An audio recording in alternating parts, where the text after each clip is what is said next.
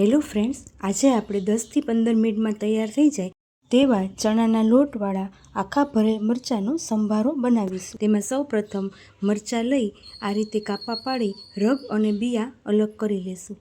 ત્યારબાદ આપણે 2 થી 3 ટેબલસ્પૂન ચણાનો લોટ લઈ તેમાં બધો મસાલો કરી લેશું। હળદર, સ્વાદ અનુસાર નમક, ધાણા જીરું, લીંબુ અને ખાંડ અને 1 ટેબલસ્પૂન ઓઇલ પણ એડ કરી લેશું। બધું મિક્સ કરી કાપા પાડેલ મરચાં છે તેમાં આ રીતે દબાવીને લોટ ભરી લેશું। આપણા મરચાં ભરાઈને તૈયાર છે। હવે એક તપેલીમાં ગરમ પાણી મૂકી આ રીતે મરચાંને 5 થી 10 મિનિટ માટે બાફવા મૂકી દેશું। આપણા મરચાં બફાઈને તૈયાર થઈ ગયા છે। હવે આપણે તેને વઘાર કરી લેશું। એક પેનમાં 2 ટેબલસ્પૂન ઓઇલ મૂકી રાઈ, જીરુંનો વઘાર કરશું। મરચાં આ રીતે ધીમેથી મૂકી અને હળવા હાથે હલાવી લેશું જેથી આપણો લોટ અલગ ન પડી જાય।